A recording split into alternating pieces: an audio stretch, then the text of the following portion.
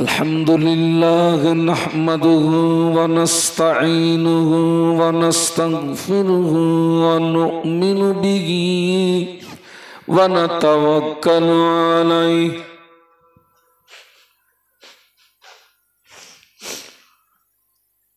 ونعوذ بالله من شرور أنفسنا ومن سيئات أعمالنا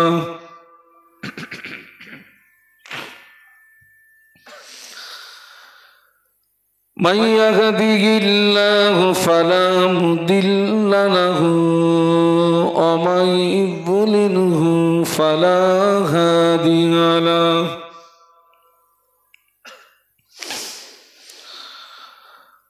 ونشهد أن لا إله إلا الله وحده لا شريك له ونشهد أن سيدنا وحبيبنا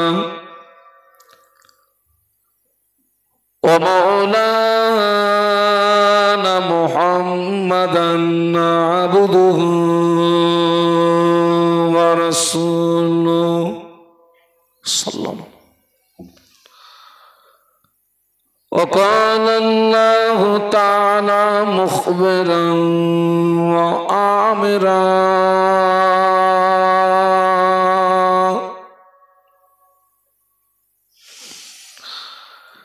إن الله وملائكته يصلون على النبي يا أيها الذين آمنوا صلوا عليه وسلموا تسليما اللهم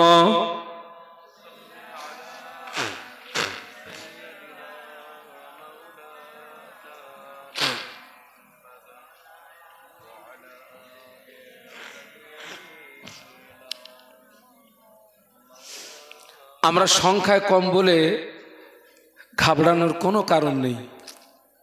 আমরা দরুদ শরীফ পড়ব, তার আপনার দরুদ শরীফ পড়ার ভিতরে একটা জজবা থাকবে, জজবা মহব্বতের সঙ্গে উচ্চ আওয়াজে কণ্ঠের সঙ্গে কণ্ঠ মিলিয়ে দরুদ আল্লাহুম্মা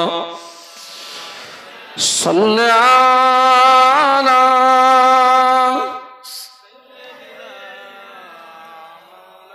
মুহাম্মদ সাইয়্যিদুল মাওলানা মুহাম্মাদুন বাশারুন সাল্লাম মুহাম্মাদুন বাশারুন লাইসা কাল বাশারি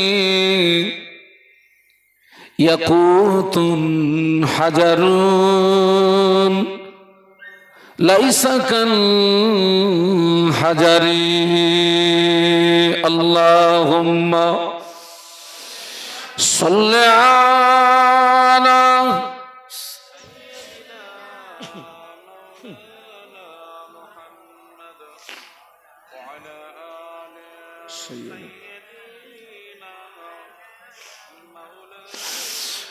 চন্দ্র সূর্য গ্রহ তারা সবই বলে খুশির দিন। চন্দ্র সূর্য গ্রহ তারা সবই বলে খুশির দিন। প্রথম যিনি তাসবিহ পড়েন রহমাতুল লিল আলামিন আল্লাহুম্মা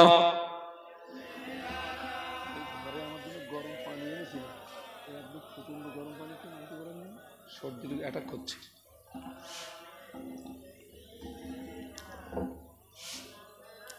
মাশাআল্লাহ, একটু কলেমার জিকির লা ইলাহা ইল্লাল্লাহ, জবান খুলে লা ইলাহা ইল্লাল্লাহ, লা ইলাহা ইল্লাল্লাহ।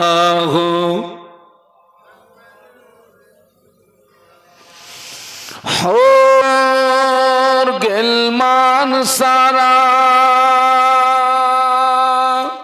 আরো পড়েন ফেরেশতারা,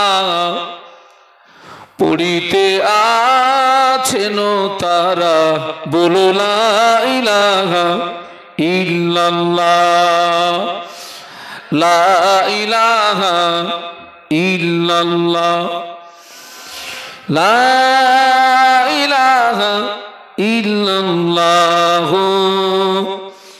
মুহাম্মাদুর রাসূলুল্লাহ। আল্লাহুম্মা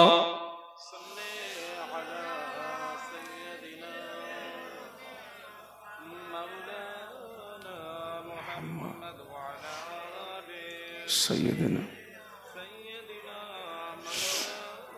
اللهم آمين. ربنا آتنا في الدنيا حسنة وفي الآخرة حسنة وقنا عذاب النار. ربنا ظلمنا أنفسنا وإن لم تغفر لنا وترحمنا لنكونن من الخاسرين.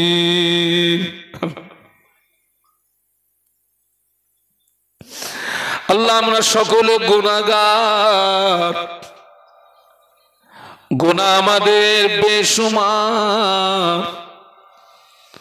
আপনি দয়াময়, দয়া করে সকলের জীবনের ছোট বড় সমূহ গুনাহ মাফ করে দিন।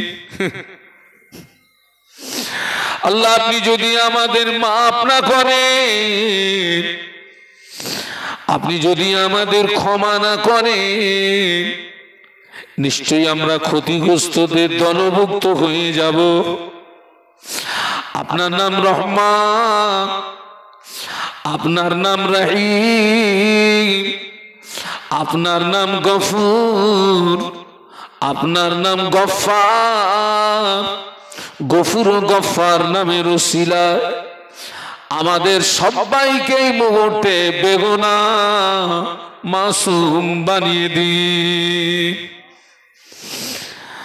আমাদের বাপ মা, বিবি, ছেলে মেয়ে, মোহব্বতের মানুষ, উম্মাতে মুসলিমা, জীবিত মৃত সকলের জীবনের সমূহ গুনাহ মাফ করে দিন। আল্লাহ পাক এই গ্রামে যত কবরবাসী, আশেপাশে যত কবরবাসী, যদি কারো কবরে আযাব হয়, আযাবে কবর মাফ করে দিন। আমাদের আব্বা মা, আমাদের দাদু দাদি, আমাদের নানু নানির কবরগুলো জান্নাতের নূর দিয়ে গুলজার করে দিন। আল্লাহ পাক আজকের মাহফিল কবুল করুন। এখানে যে আলোচনা রাখলে এই গ্রামের মানুষের উপকারে আসে, এমন কিছু আলোচনা আমায় করবার মতো তৌফিক দিন। আল্লাহ, আমার বলা, আমার ভাইদের মায়েদের শোনা শোনা বলা অপেক্ষা উভয়কে আরো বেশি বেশি আমল করবার মতো তৌফিক দিন। সাল্লাল্লাহু তাআলা আলা নবিয়্যিল কারীম ওয়া আলা আলিহি ওয়া সাহবিহি আজমাইন ওয়াজআল আখিরা কালামিনা ইনদাল মাউত বিহাক লা ইলাহা ইল্লাল্লাহু মুহাম্মাদুর রাসূলুল্লাহ সাল্লাল্লাহু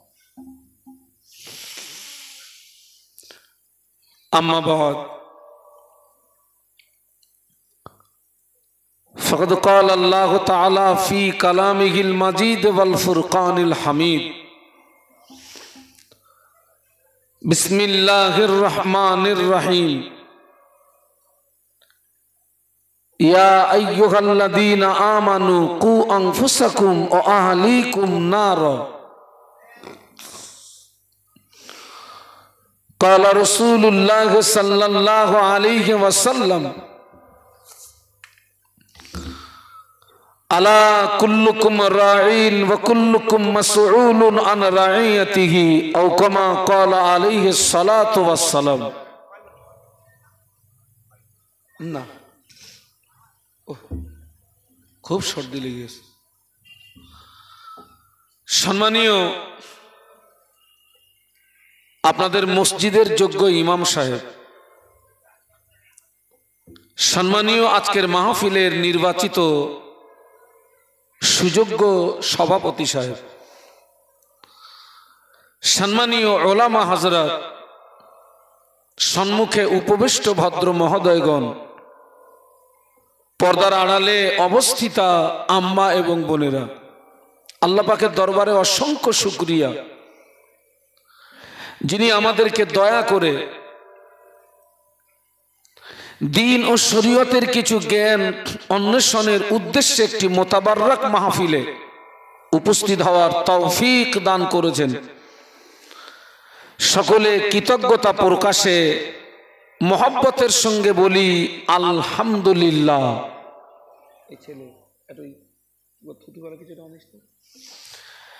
বিশ্বনবীর মাজার মুকদ্দাসে জানাই অসংখ্য দরুদ এবং সালাম। সকলে অন্তরের অন্তরস্থল থেকে বলি সাল্লাল্লাহু আলাইহি ওয়াসাল্লাম। আমার সামনে আপনারা যারা বসে আছেন, আমি খুব জানি আপনারা যথেষ্ট ওয়াজ এবং নসিহত শোনা মানুষ। আপনারা আটকড়িয়ার মানুষ, দেবকের মানুষ, পিফার মানুষ, এই সমস্ত এলাকায় প্রচুর মাহফিল হয় এবং আপনারা যথেষ্ট আলেমদেরকে মহব্বত করেন, ভালোবাসেন। আমি আজকের যে আপনাদেরকে নতুন কিছু বলবো তা নয়, আমি আপনাদের জানা কথাগুলো একটু আপনাদেরকে স্মরণ করিয়ে দেব। আল্লাহ পাক কোরআন শরীফের ভিতরে বলেছেন, ইয়া আইয়ুহাল্লাযীনা আমানু, হে বিশ্বের ঈমানদার সম্প্রদায়, কু আনফুসাকুম ওয়া আহলিকুম নার, আল্লাহ বললেন নিজে জাহান্নামার আগুন থেকে বাঁচো এবং তোমার আহাল বর্গ দিগকে জাহান্নামার আগুন থেকে রক্ষা করো। একটু সুবহানাল্লাহ বলুন। আল্লাহ বললেন নিজে বাঁচো এবং আহাল বর্গ দিগকে বাঁচাও। কিসের থেকে? জাহান্নামার আগুন থেকে। দেখুন, আমরা অনেকে নিজেরা জাহান্নামার আগুন থেকে বাঁচার চেষ্টা করি, কিন্তু আহাল বর্গ দিগকে জাহান্নামার আগুন থেকে বাঁচানোর ব্যাপারে আমাদের অনেকের কোনো ভূমিকা নেই, আমাদের অনেকের কোনো মাথার যন্ত্রণা নেই। যেমন আমি 5 ওয়াক্ত নামাজ পড়ি, রমজান শরীফের রোজা রাখি, আল্লাহ আমাকে অর্থ দিয়েছে, আমি হজ করেছি, আল্লাহ আমাকে অর্থ দিয়েছে, আমি যাকাত দিই। এক কথায় আমি ভালো ভালো কাজগুলো করি, আর শরীয়ত বিরোধী যত কাজ, যেমন গান, লটারির টিকিট, এই যে এখন শীতের সময় সব মেলা হচ্ছে, মেলা, ওই যে এখন আমাদের ভ্যাবলা একটা মেলা হচ্ছে, ভ্যাবলা জানেন তো নাকি? মিলন মেলা, সত্যি ওটা মিলন মেলাও, নারী পুরুষের গুতুগুতি দেখে আসলাম। হ্যাঁ, মিলন হয়। আচ্ছা, আপনারা বলুন তো, ওখানে আমার মুসলমান ভাই এবং বোনেরা আছে না নেই? পুরো 50-50 আমাদের। তো আল্লাহ পাকের শান, আমি ওই মেলায় যাই না। এক কথায় আমি ভালো ভালো কাজগুলো করি, আর শরীয়ত বিরোধী টোটাল কাজ থেকে জীবনকে বাঁচানোর চেষ্টা করি।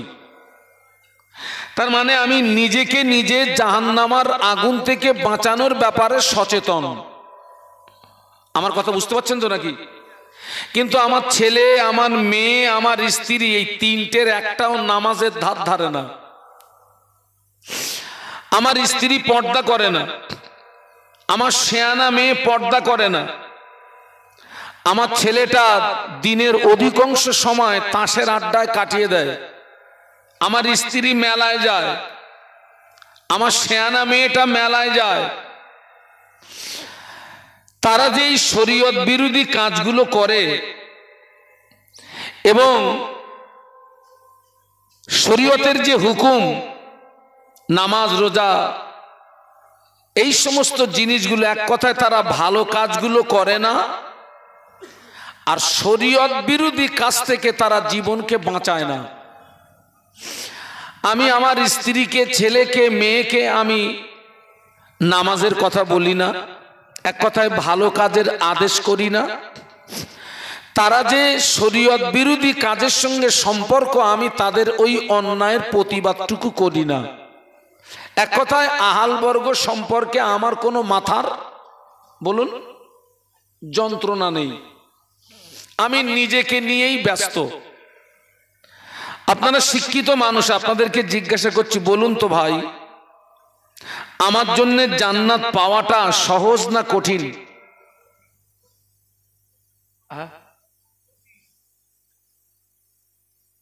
আমার জন্য জান্নাত পাওয়াটা অত্যন্ত কঠিন। কেন?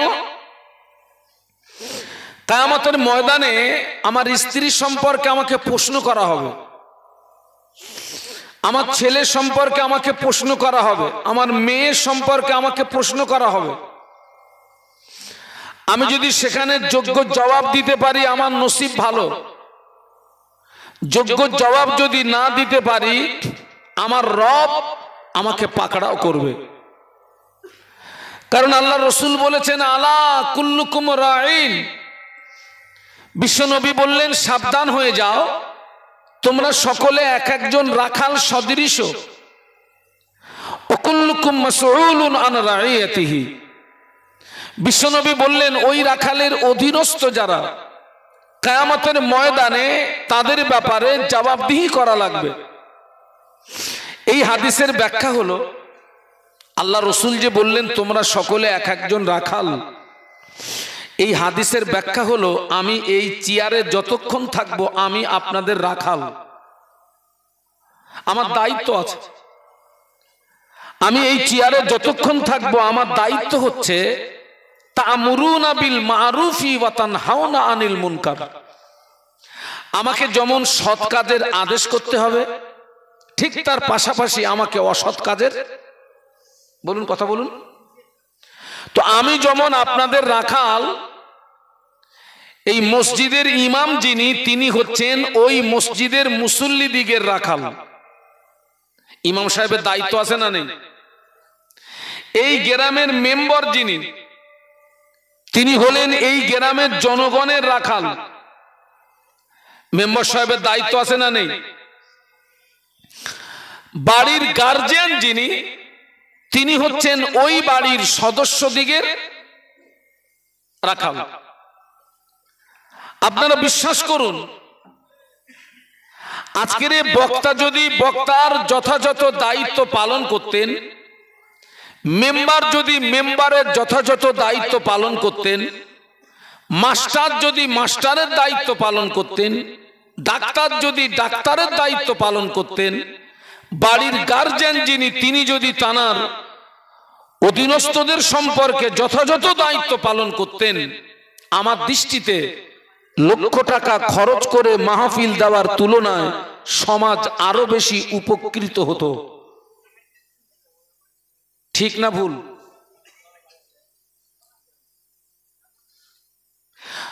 ওয়াজ নসিহত হচ্ছে পানা পুকুরে ঢিল মারার সমতুল্য।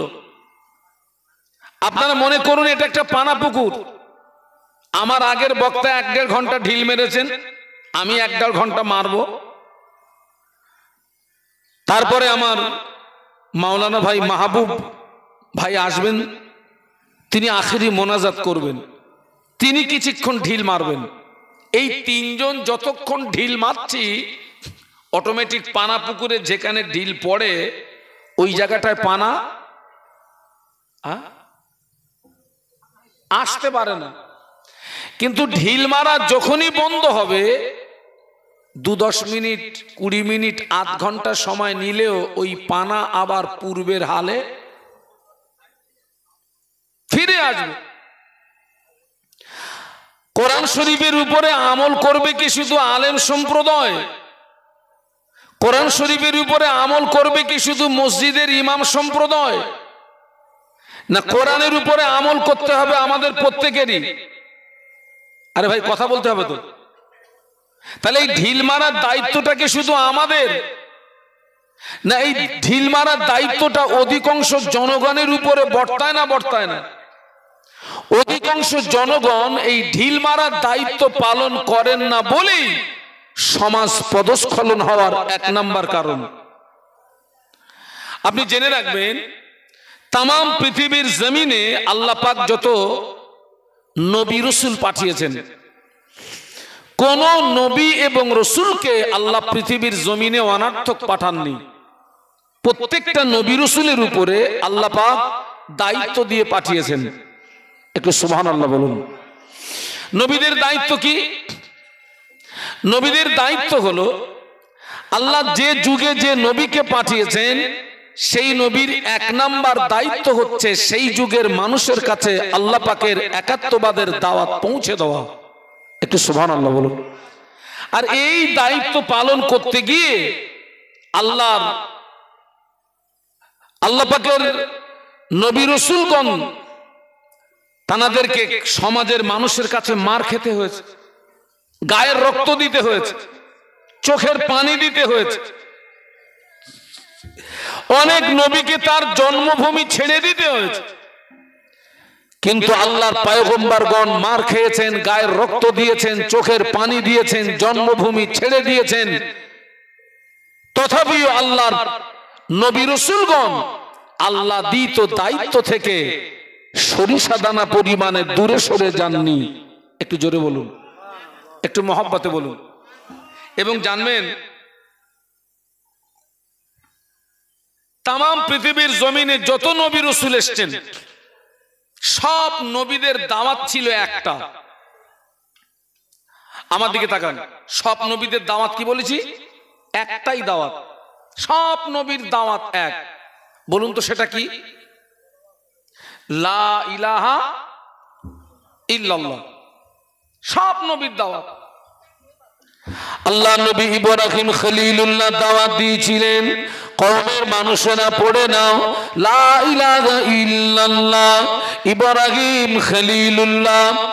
মুসা আলাইহিস সালাম দাওয়াত দিয়েছিলেন লা ইলাহা ইল্লাল্লাহ। মুসা কালিমুল্লাহ। ঈসা আলাইহিস সালাম দাওয়াত দিয়েছিলেন লা ইলাহা ইল্লাল্লাহ। ঈসা রূহুল্লাহ। আমাদের নবী বাদ দিয়ে তাম পৃথিবীর জমিনে যত নবী রাসূল এসেছেন, ওনারা ছিলেন এলাকা ভিত্তিক নবী। কি নবী বলেছি? এলাকা ভিত্তিক।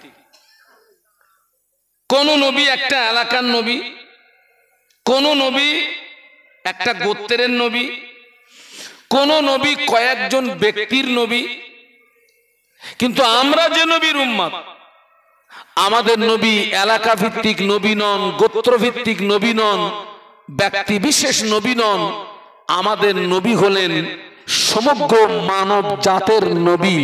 একটু জোরে বলুন। শুধু মানব জাতের নবী নন, মানবের নবী, দানবের নবী, গাছের নবী, মাছের নবী এবং জমিনের পাথরগুলো পর্যন্ত আমাদের নবীকে দেখে সালাম জানাতো। দুঃখ আফসোস, জমিনের পাথর নবীকে চিনল, কিন্তু একদল কপাল ফাটা উম্মাত আমরা সেই নবীকে চিনতে পারিনি। আমরা নবীকে মৌখিক ভালোবাসি, কিন্তু নবীর আদর্শ আমাদের ভিতরে অধিকাংশ মানুষের ভিতরে নেই। আল্লাহ পাক বিশ্ব নবীকে যখন মক্কার জমিনে পাঠালেন, ইউরোপের ঐতিহাসিকরা নবীর যুগটাকে মূর্খের যুগ হিসাবে আখ্যায়িত করেছিলেন, বর্বরতার যুগ, অন্ধকারের যুগ। কেন আল্লাহ নবীর যুগটাকে মূর্খের যুগ বলা হতো? কেন আল্লাহ নবীর যুগটাকে অন্ধকারের যুগ বলা হতো, বর্বরতার যুগ বলা হতো? ওই যুগের মানুষেরা বিশাল একটা দল, তারা ছিল সূর্য উপাসক। আবার বিশাল একটা দল তারা ছিল তারকা উপাসক। আবার বিশাল একটা দল তারা ছিল অগ্নি উপাসক।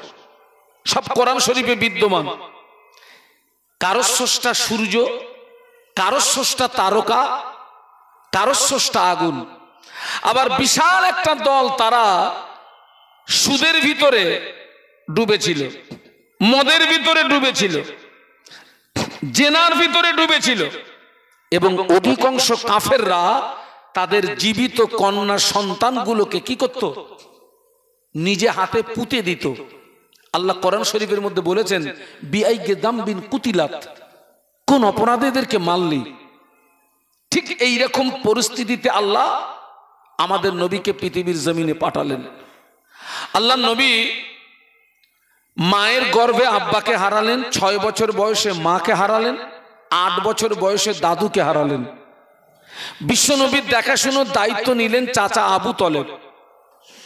আবু তলেব হচ্ছেন ওই জমানার কাবার মোতাওয়াল্লি, যিনি হচ্ছেন হাসিম বংশের নেতা। এবং আবু তলেব হচ্ছেন একজন পাওয়ারফুল মানুষ। এই আবু তলেবের আল্লাহ রসুলের দাদুজি ইন্তেকালের পরে এই আবু তলেবের তত্ত্বাবধানে থাকাকালীন 40 বছর বয়সে বিশ্ব নবীকে আল্লাহ রিসালাতের দায়িত্ব দিলেন তথা নবুয়ত দান করলেন।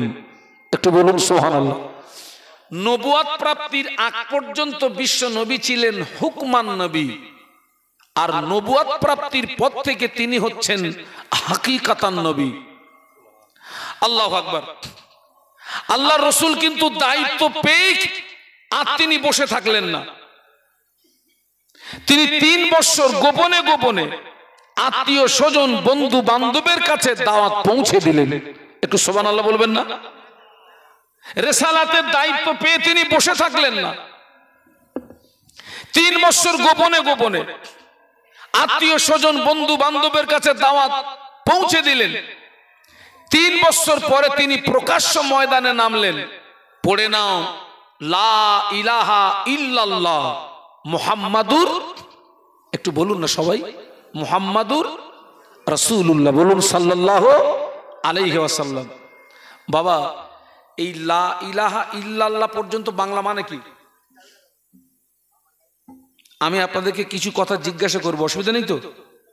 এই লা ইলাহা ইল্লাল্লাহ পর্যন্ত মানে কি?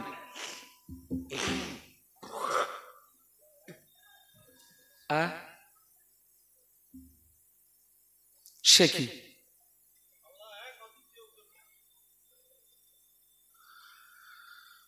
লা ইলাহা, নেই কোনো মাবুদ ইল্লাল্লাহ, আল্লাহ ছাড়া।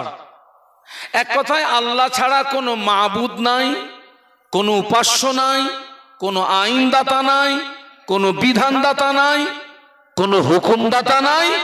মুহাম্মাদুর রাসূলুল্লাহ, আমি মুহাম্মদ আল্লাহর প্রেরিত পয়গম্বর। একটু বলুন সুবহানাল্লাহ। আচ্ছা ভাই, এই লা ইলাহা ইল্লাল্লাহ রাসূলুল্লাহ যখনই বললেন, যারা সূর্য উপাসক, তারকা উপাসক, অগ্নি উপাসক, ওদের স্রষ্টাগুলো আছে না সব শেষ? সব শেষ, কেউ নেই আর। আল্লাহ রসুল যদি বলতেন আল্লাহ মাহবুদুন মুহাম্মাদুর রসুল, আল্লাহ মাহবুদ, আমি মুহাম্মদ তার রসুল, বিশ্বাস করুন মক্কাবাসীদের সঙ্গে আমার নবীর কোনো সংঘর্ষ ছিল না। ওরা জানতো মুহাম্মদ আমরা একটা করে স্রষ্টা বেছে নিয়েছি, তুমি একটা বেছে নিয়েছো, তুমি তোমারটা নিয়ে চলো, আমরা আমাদেরটা নিয়ে চলি। আল্লাহ রসুল বললেন না, কোন মাবুদ নাই আল্লাহ ছাড়া, আমি মুহাম্মদ আল্লাহর প্রেরিত পয়গম্বর। একটু জোরে বলুন। আল্লাহ নবী যখন প্রকাশ্য কালেমার দাওয়াত দিতে লাগলেন, দেখতে পাওয়া গেল কুফারে কুরাইশের ভিতর থেকে দুজন পাঁচজন করে তারাও প্রকাশ্য আল্লাহর নবীর হাতে হাত দিয়ে ঈমানের কলেমা পড়ে মুসলমান হয়ে যায়। সুবহানাল্লাহ। আল্লাহ রাসূল সাল্লাল্লাহু আলাইহি ওয়াসাল্লাম তিনি প্রকাশ্য দাওয়াত দিচ্ছেন, আর কুফারে কুরাইশদের ভিতর থেকে দুজন পাঁচজন করে তারাও প্রকাশ্য ইসলাম গ্রহণ করছে। কিন্তু ওই জমানার গুন্ডা বাহিনী ছিল আবু জাহাল, আবু লাহাব, উতবা, শায়বা। সব জমানায় গুন্ডা বাহিনী থাকে বাবা। যে আবু জাহালের ভয়ে মক্কার মানুষরা থরথর করে কাঁপতো। এক কথায় একটি প্রতিষ্ঠিত রাজ ক্ষমতার বিরুদ্ধে আল্লাহ আমাদের নবীকে একা নামিয়েছেন। একটু সুবহানাল্লাহ বলবেন না? একটা প্রতিষ্ঠিত রাজ ক্ষমতার বিরুদ্ধে বিশ্বনবী একা। কুফারে কুরাইশদের ভিতর থেকে যখন দুজন পাঁচজন করে কাফের ইসলাম গ্রহণ করতে লাগলো, ওই দৃশ্যটা দেখে আবু জাহাল, আবু লাহাব, উতবা, শায়বা ওদের গাত্রদাহ বেড়ে গেল। মুহাম্মদ যেভাবে নতুন ধর্ম প্রচার করছে, আমাদের দলীয় মানুষ যেভাবে মুহাম্মাদের দলে আশ্রয় নিচ্ছে, আমরা যদি মুহাম্মাদের কাজের গতি না রুখি, ভবিষ্যতে এমন একটা দিন আসবে যেদিন আমাদের আর কোনো অস্তিত্ব থাকবে না। অতএব যে কোনো প্রসেসে মুহাম্মাদের কাজের গতিটা রুখতে হবে। ওরা এই সলা পরামর্শ করে আল্লাহ রাসূল সাল্লাল্লাহু আলাইহি ওয়াসাল্লাম তখন অটোমেটিক কলেমা প্রচারে বেরিয়ে পড়েছেন। ঠিক ওই সুযোগে আবু জাহাল, আবু লাহাব, উতবা, শায়বা পান্ডাগুলো এসছে রসুলের গার্জেন, বর্তমান দুনিয়াবি গার্জেন আবু তলেবের কাছে এসছে। সন্তান যদি অপরাধ করে, নালিশটা গ্রামের মানুষ আগে কার কাছে নিয়ে যায়? গার্জেনের কাছে নিয়ে যায়। বাপ যদি না থাকে, চাচা। আবু জাহাল, আবু লাহাব, উতবা, শায়বা ওরা সবাই মিলে আবু তলেবের কাছে এসছে। আবু তলেব এসে বলছে, আবু তলেব তুমি তোমার ভাইপোকে বলো ও কি চায়। ওরা বলল, আবু তলেব তোমার ভাইপো যদি মক্কার নেতা হতে চায়, আমরা তাকে নেতা বানিয়ে দেব। তোমার ভাইপো যদি মক্কার সবচেয়ে বড় ধনী হতে চায়, আমরা তাকে ধনী বানিয়ে দেব। তোমার ভাইপো যদি মক্কার সবচেয়ে সুন্দরী নারী পেতে চায়, ওটাও দিয়ে দেব। তবে শর্ত হলো কলেমা প্রচারটা যেন না করে।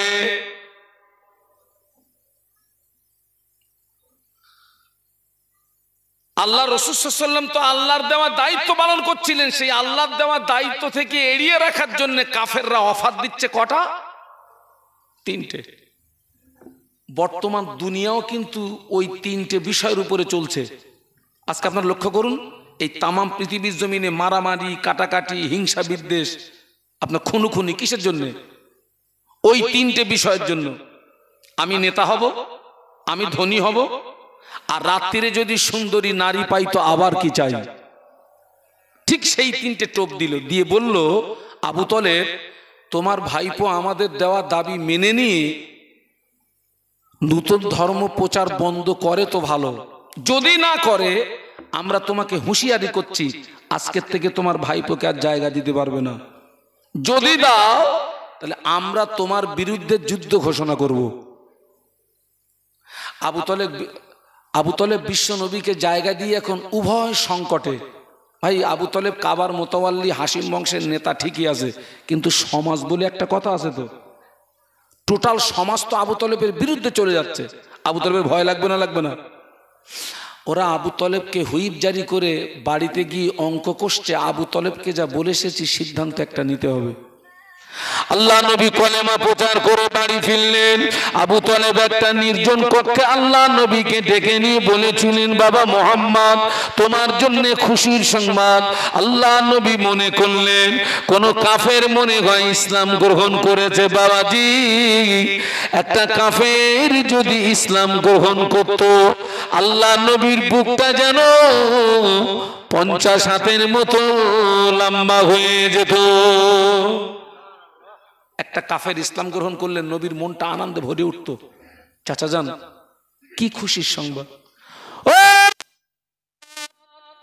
মক্কার বিশিষ্ট ব্যক্তিরা আমার বলে গেল, তুমি যদি মক্কার নেতা হতে চাও তারা তোমায় নেতা বানিয়ে দেবে, ধনী হতে চাইলে ধনী বানিয়ে দেবে, সুন্দরী নারী চাইলে নারী দেবে বাবা, তবে শর্ত হলো কলেমা প্রচারটা করা যাবে না।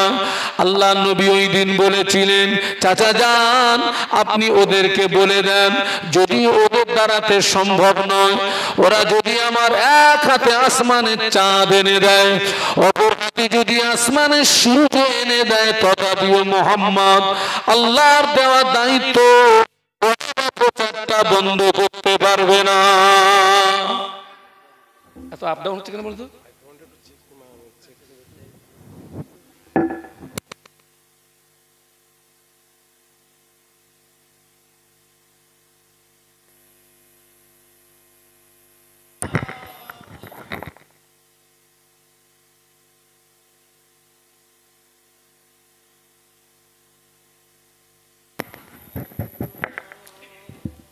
इन हवाओं से कह दो ना आए इधर, मुझको खुशबू की कोई जरूरत नहीं, जिनकी खुशबू से महका है सारा जहां, वो खुशबू मदीने में मौजूद है। अल्लाहुम्मा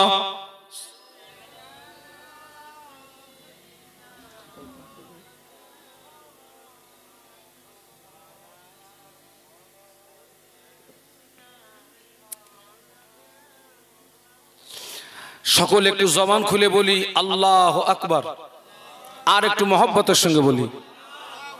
আল্লাহ রাসূল সাল্লাল্লাহু আলাইহি ওয়াসাল্লাম সাফ বলে দিলেন, চাচা যান, ওরা আমাকে নেতা বানাবে, ধনী বানাবে, সুন্দরী নারী দেবে, ওটা মামুলি ব্যাপার। ওরা যদি আমার এক হাতে আসমানের চাঁদ, অপর হাতে যদি আসমানের সূর্য এনে দেয়, তথাপিও মুহাম্মদ আল্লাহর দেওয়া দায়িত্ব কলেমা প্রচারটা বন্ধ করতে পারবে না। একটু বলুন সুবহানাল্লাহ। আবু তলেব বলছে, বাবা তুমি যদি তোমার দায়িত্ব থেকে সরে না আসো, তাহলে মনে হয় আজকের থেকে আমি তোমাকে আর বলুন বলুন জায়গা দিতে পারবো না। আচ্ছা ভাই, ন্যায় ও সত্যের উপরে দাঁড়িয়ে থাকাটা সহজ না কঠিন? খুব কঠিন আছে ভাই। ন্যায় ও সত্যের উপরে দাঁড়িয়ে থাকতে গেলে আপনার পিতা, আপনার মাতা, আপনার স্ত্রী, আপনার ছেলে, আপনার মেয়ে, আপনার পাড়া প্রতিবেশী, আপনার বন্ধু বান্ধব সব আপনার থেকে দূরে সরে যেতে পারে। এরপরেও যদি আপনি মজবুতির সঙ্গে ন্যায় ও সত্যের উপরে দাঁড়িয়ে থাকতে পারেন, তখন আল্লাহর পক্ষ থেকে আপনার আমার উপরে রহমত নাজিল হবে। একটু বলুন সুবহানাল্লাহ। আল্লাহ নবী ১৫০০ বছর আগে বললেন, ইসবিউর রাজুলু মুমিনান ওয়া ইমসি কাফিরা ওয়া ইমসি মুমিনান ওয়া ইসবিউ কাফিরা। আল্লাহ নবী বললেন, আখিরি জামানা আমার একদল উম্মতি সকালবেলা ঈমান আনবে, সন্ধ্যাবেলাতে কাফের হয়ে যাবে, আবার সন্ধ্যাবেলাতে ঈমান আনবে, সকালবেলাতে কাফের হয়ে যাবে। ১৫০০ বছর আগে রাসূলুল্লাহ হাদিসটা বলেছিলেন। ১৫০০ বছর পরে সেই হাদিসটা বর্তমান যুগ সন্ধিক্ষণে কাঁটায় কাঁটায় মিলছে না মিলছে না? আল্লাহ নবী বলেছিলেন, আখিরি জামানা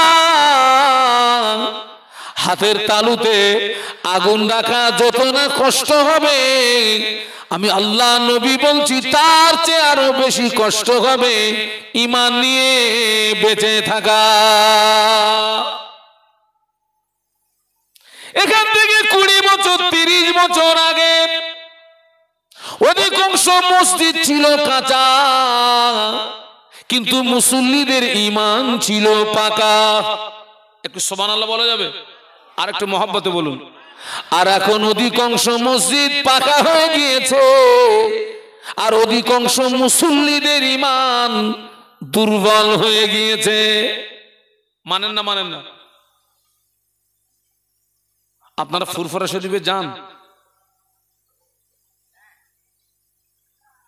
ফুরফুরা শরীফের মুজাদ্দিদুজ্জামান যে মসজিদে আল্লাহকে ডেকে ডেকে তিনি যে মসজিদে আল্লাহর ইবাদত করে আল্লাহ হাসিল করেছিলেন, মুজাদ্দিদিয়াতের লাকাব পেয়েছিলেন, বাবা ওই মসজিদটা পাকা না কাঁচা?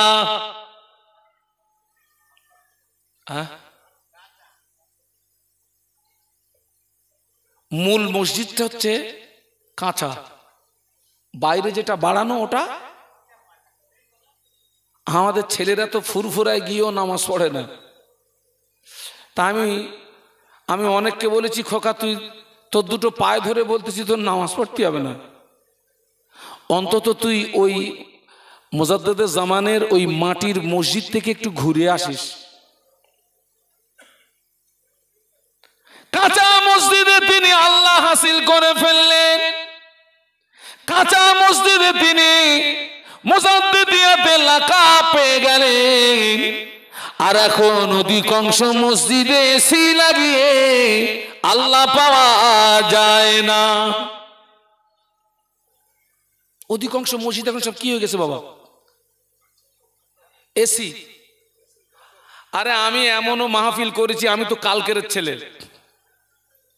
এমনও মাহফিল করেছি মাহফিলের পাশে বাঁশ ঝাড় আর ওই বাঁশের কুঞ্চির গায়ে হারকেন টাঙানো। বিশ্বাস করুন সেই মাহফিলের গুরুত্ব ছিল আলাদা। আর এখন লাইট তো 3 মাইল 5 মাইল পর্যন্ত লাগাচ্ছে। ওই মাহফিল আর এই মাহফিলের ভিতরে পার্থক্য আছে না নেই? আসমান জমিন ডিফারেন্স, আসমান জমিন ডিফারেন্স। আপনি অবাক হয়ে যাবেন। আপনাদের আব্বা আম্মার দোয়া, আল্লাহ তো প্রত্যেক রাতে আমাকে কম বেশি এক একটা জায়গায় নিয়ে যায়। বারাসাত এলাকায় একটা বাড়িতে আমার দাওয়াত হলো, যে বাড়িতে আমাকে বসার জায়গা দিল, বাড়িটা তৈরি করতে খরচ হয়েছে 2.5 কোটি টাকা। কত বলেছি? 2.5 কোটি। আপনার 3 তলা বাড়ি, আর ওই বাড়ির মাঝখানে ছোট্ট একটা পার্ক আছে। পার্কে যা যা থাকার দরকার সেগুলো আছে, তার ভিতরে ছোট্ট একটা পুকুর আছে, আর সেই পুকুরে ওই বাসের টিউতে পাম্প দিয়ে ফেলা আছে, আর ওই 3 তলা থেকে সুড়ঙ্গ নামানো ওই পুকুরে। তো আমি বাড়িওয়ালাকে জিজ্ঞাসা করলাম, ভাইজান এটা কি? তো উনি বললেন আমার ছেলে আর বৌমা খেলা করবে। তার মানে ওই 3 তলার থেকে 2টো সরাত করে নিচে পড়বে। জীবনে কোনোদিন শুনেছেন যে কুকুরের ঘরে এসি? বলুন বলুন, শুনেছেন? না। কুকুরের ঘরে 1.5 টন ওজনের এসি লাগানো, এবং সেই কুকুরের ঘরটা কাঁচ দিয়ে ঘেরা। মানে কুকুরের যে ঘর বানিয়েছে ওই ঘরটা ভাঙলে একটা গরিব মানুষের 2 তলা পাকা বাড়ি হয়ে যাবে, 1 তলা পাকা বাড়ি হয়ে যাবে। এই হচ্ছে আমাদের হাল হকিকত। যাক বাবা, ফিরে আসেন। আবু তালেব বললেন, বাবা তুমি যদি তোমার দায়িত্ব থেকে সরে না আসো, মনে হয় আজকের থেকে আর তোমাকে আল্লাহ নবী কেঁদে ফেললেন। আল্লাহ নবী কাঁদতে কাঁদতে বলেছিলেন, চাচা যান, চাচা যান, আমি মায়ের গর্ভে থাকাকালীন আব্বাকে খানালাম, 6 বছর বয়সে মাকে খানালাম, 8 বছর বয়সে দাদুজিকে খানালাম, সেখান থেকে আপনার তত্ত্বাবধানে ছিলাম। চাচা যান, সারাদিন মক্কার মানুষেরা আমায় কত গালি দেয়, সারাদিন মক্কার মানুষেরা আমায় কত দুচ্ছাই করে। ও চাচা যান, সারাদিন পরে আমি যখন আপনার কাছে ফিরে আসি, আপনি আমাকে একবার মুহাম্মদ বলে ডাকার সঙ্গে সঙ্গে সারাদিনের কষ্ট নিবারণ হয়ে যায়, সারাদিনের কষ্ট মুছে যায়। চাচা যান, আজকে যদি আপনি আমাকে জায়গা না দেন, আশ্রয় না দেন, আমি মুহাম্মদ এটি জানবো, পৃথিবীর জমিনে মুহাম্মাদের পাশে দাঁড়ানোর মতো কেউ নাই, পৃথিবীর জমিনে মুহাম্মাদের পাশে দাঁড়ানোর মতো কেউ নাই, মুহাম্মাদের চোখের পানি দেখার মতো কেউ নাই, মুহাম্মাদের আহা বলার মতো কেউ নাই। ও আপনি আমাকে আশ্রয় দেবেন কিনা ওটা আপনার ব্যক্তিগত ব্যাপার, তবে আপনি আমাকে আশ্রয় দেন আর না দেন, আমি মুহাম্মদ আল্লাহর দেওয়া দায়িত্ব কলেমা প্রচারটা বন্ধ করতে পারবো না। আর একটু মহব্বতে বলুন। এতদিন জানতাম আমার পাশে কেউ থাকার না থাকা আমার আজকের থেকে জানবো কেউ নেই। তাই বলে চাচা কাজ বলো বন্ধ হবে না। যতই হোক ভাইপো তো। আবু তলেব কেঁদে ফেলেছে। আবু তলেব কাঁদতে কাঁদতে বলেছিলেন, বাবা মুহাম্মদ কষ্ট নিও না, দুঃখ নিও না, রোনাজারি করো না, যা আমি তোমায় হুকুম দিয়ে দিলাম, যেথায় তোমার ইচ্ছা সেটাই তুমি কলেমা প্রচার করো, যেথায় তোমার ইচ্ছা সেটাই তুমি কলেমার দাওয়াত দাও। আবু তলেব যতদিন পৃথিবীর জমিনে জীবিত আছে দেখে নিতে চায় মক্কার কোন শক্তি মুহাম্মদকে ক্ষতি করতে পারে। ওই দিনে বিশ্বনবী কান্না ভরা চোখে হেসে ফেলেছিলেন। আচ্ছা ভাই, আপনারা বলুন তো, আল্লাহ রাসূল সাল্লাল্লাহু আলাইহি ওয়াসাল্লাম মক্কাবাসীদের উপকার করছিলেন না ক্ষতি করছিলেন? ওরা তো জাহান্নামের ভিতরে পড়ে হাবুডুবু খাচ্ছিল। আল্লাহ রাসূল সাল্লাল্লাহু আলাইহি ওয়াসাল্লাম ওদেরকে জাহান্নামের ভিতর থেকে হাত ধরে টেনে তুলে জান্নাতের রাস্তা দেখাচ্ছিলেন। এই ছিল নবীর অপরাধ। এই অপরাধে মক্কার জমিনে আল্লাহ রসুলকে 13 বছর মার খেতে হলো। কত বছর বলেছি? 13 বছর মার খেতে হলো, দান দান শহীদ হলো, গায়ের রক্ত দিতে হলো, শেষ পর্যন্ত জন্মভূমিটাকে ছেড়ে দিতে হলো। তথাপিও তিনি আল্লাহদিত দায়িত্ব থেকে কিঞ্চিত পরিমাণে দূরে সরে যাননি। একটু সুবহানাল্লাহ বলা যাবে? আচ্ছা, এজ এ উম্মাত হিসাবে নবীর ওই আদর্শটা আমাদের মধ্যে থাকার দরকার আছে না নেই? কিন্তু এই আদর্শটা কটা মানুষের মধ্যে আছে?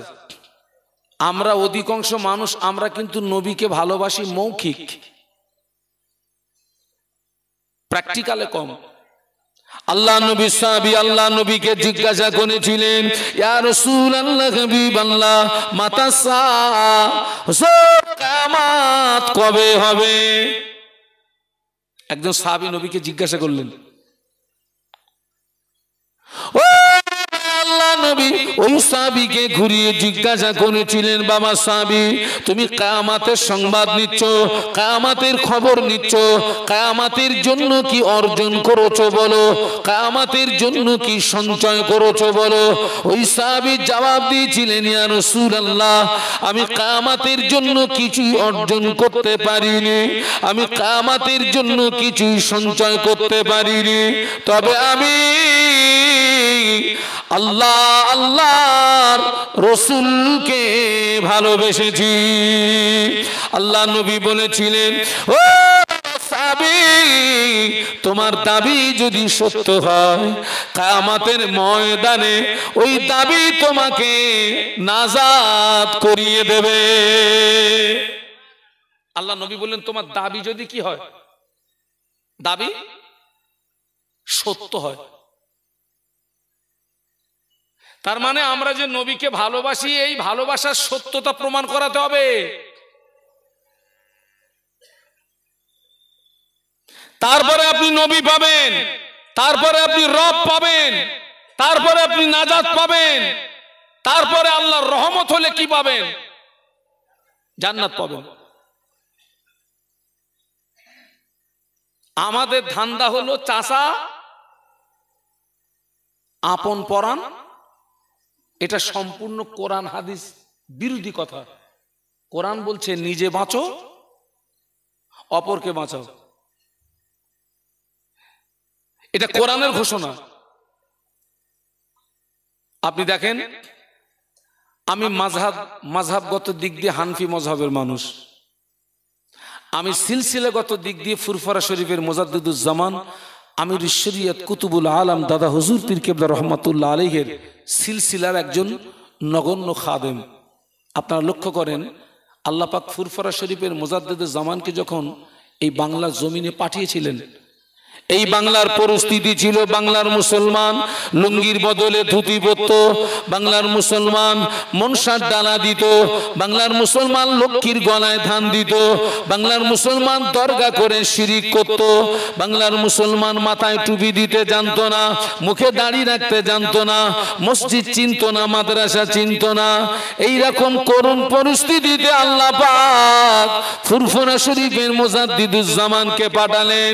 তিনি কি পারতেন না ঘরের ভিতরে নামাজ রোজা তাসবিহ তেলাওয়াত জিকির আজকার মুরাকাবা মুশাহাদা করে তিনি কি আল্লাহ রাজি করতে পারতেন না? পারতেন না?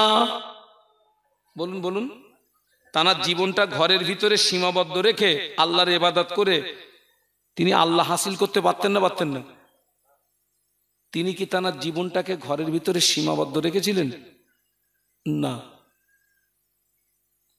ফুরফুরা শরীফের মুজাদ্দিদুজ্জামান দাদা হুজুর পীর কেবলা রহমাতুল্লাহ আলাইহি কোরআনের ওই আয়াতের উপরে আমল করতে গিয়ে, আল্লাহর নবীর হাদিসের উপরে আমল করতে গিয়ে তিনি নিজে জাহান্নামের আগুন থেকে বেঁচেছিলেন।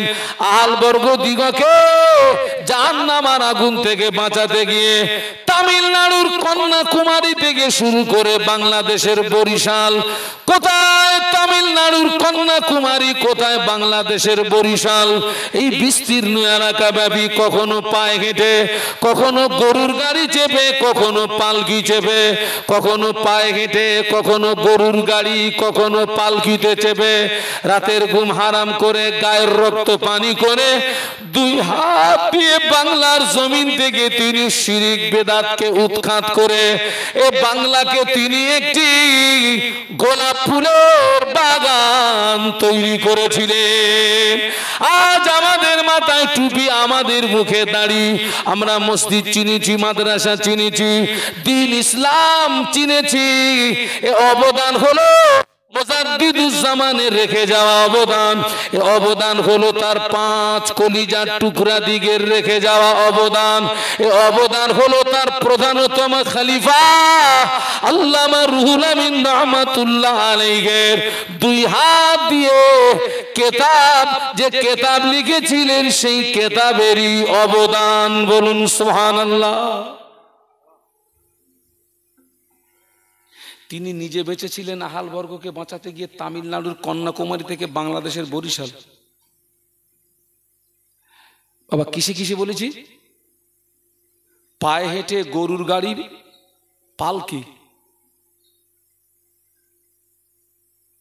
উদ্দেশ্য ছিল একটা, নিজেকে জাহান্নামের আগুন থেকে যেমন তিনি বাঁচিয়েছিলেন, আহাল বর্গকেও তিনি জাহান্নামের আগুন থেকে বাঁচানোর জন্য গায়ের রক্ত পানি করে তিনি দুনিয়া থেকে জান্নাত দখল করেছিলেন। একটু জোরে বলুন, একটু মহব্বতের সঙ্গে বলুন। মুজাদ্দিদে জামান বাংলাদেশে ওয়াজ করতে গেছেন, যে বাড়িতে হুজুরের দাওয়াত, ওই বাড়িতে হুজুর 3 শ্বাস খেয়েছেন। খাওয়ার পরে জানতে পাচ্ছেন বাড়িওয়ালাটা শুধু খোর। বাবা জানতে পারছে কখন? খাওয়ার আগে না পরে? এখানে একটা প্রশ্ন আসতে পারে যে মুজাদ্দিদে জামান এত বড় আল্লাহর ওলি সুদির মাল খাচ্ছে, তা আগে জানতে পারেনি কেন? এরকম একটা প্রশ্ন আসে না, আসে না? আচ্ছা ভাই, অলি বড় না নবী বড়? নবী, তামাম পৃথিবীর জমিনে যত নবী এসছেন, নবী রসুল, আল্লাহ নবী রসুল বানিয়ে পাঠান, কিন্তু অলিদেরকে কিন্তু আল্লাহ বানিয়ে পাঠান না।